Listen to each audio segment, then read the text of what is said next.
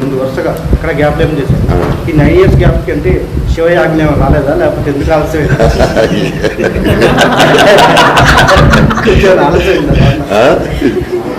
నాకు మాల మెంబర్షిప్ ఇవ్వలేదు.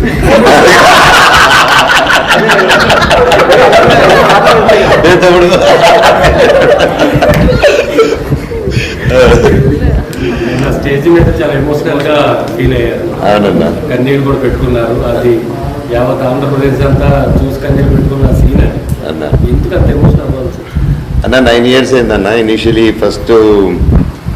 ఇనిషియలీ నేనే మీకు తెలుసు అప్పుడు సినిమాకు దూరంగా ఉంటానని I tweeted again got deleted.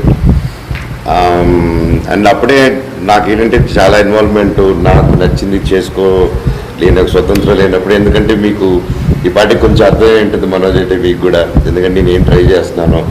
నచ్చకుండా మనసు బాగాలేకుండా నచ్చిన పని వెళ్ళి చేయడం అనేది అది ద్రోహం చేయడం పనికి. సో దానికోసం నేను ఐ వాంటెడ్ టేక్ బ్రేక్ తీసుకున్నాను. ఒక 2-3 years తర్వాత మళ్ళీ నా లైఫ్లో చేంజ్ జరిగింది. సో వెంటనే ఓకే మళ్ళీ గెట్ బ్యాక్ టు మూవీస్ అనుకుని ఆంధ్రమాస్మి స్టార్ట్ చేయడం. ఇంకా ఆ తర్వాత వద్దాం అనుకుంటే సో నేను సినిమాకి దూరం వెళ్ళాను. సో మళ్ళీ నేను వద్దాం అనుకుంటే సినిమా దూరం పెట్టింది నన్ను బేసిక్లీ. అంటే సినీ అమ్మ అంటాను నేను ఇప్పుడు. సో అమ్మ కోపం తెప్పించాను, అమ్మ కోపం వచ్చింది నన్ను. సో కొంచెం అలిగింది, ఇప్పుడు అలకపోయినట్టుంది, మళ్ళీ మంచి సినిమాలు ఇస్తుంది.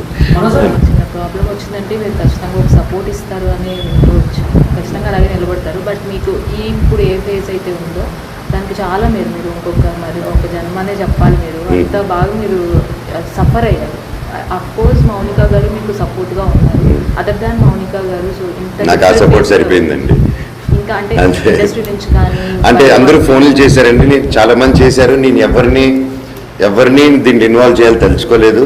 నేను ఎవరికి ఫోన్లు చేయలేదు. జరిగింది మాత్రమే నాకు జరిగిన వెంటనే జరిగింది తెలియాలని తెలియపరిచాను తప్ప, అంటే తప్పుడు ఆరోపణలు వేసినప్పుడు గమ్మునుండిపోతే అది తప్పుడు జీవితాంతం తప్పుడు కూడా అవుతామండి. రేపు నా పిల్లలు వచ్చి నువ్వు చేయనప్పుడు ఎందుకు గమ్మునున్నావు అంటే, తప్పు చేసి నేను గమ్మునుండాలి నాన్న అంటే అప్పుడు నేను I don't be right example.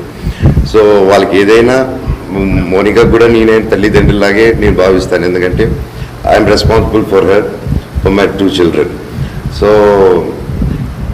I wanted to stand my ground. తప్పు చేయనప్పుడు నేను I'm ready to talk anywhere. So worth there.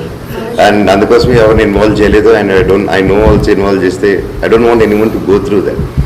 So it ఎలాగే ఇక్కడ అయింది. సో ఐ తీసుకున్నాను, సపోర్టెడ్ అయింది, మళ్ళీ నిలబడాను.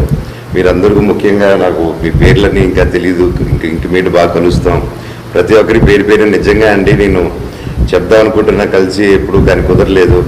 థ్యాంక్ యూ సపోర్ట్ చేసిన వాళ్ళందరికీ. నేను ఎవరికి ఏమీ ఇవ్వలేదు ఇప్పటివరకు.